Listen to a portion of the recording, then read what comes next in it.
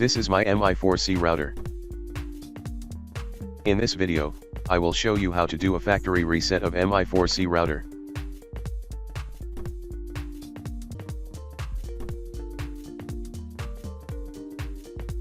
First, disconnect the internet cable from the router.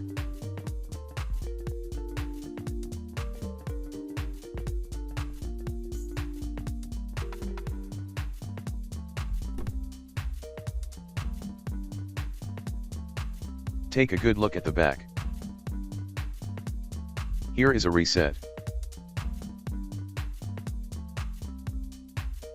Now hold down the reset button with any kind of stick for 10 seconds.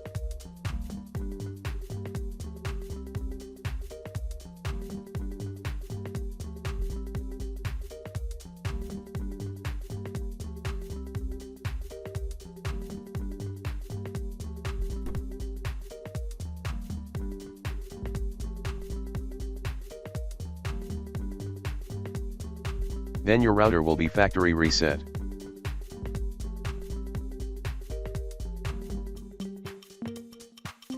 Thanks for watching. If you enjoyed watching my video, please subscribe and share it with everyone.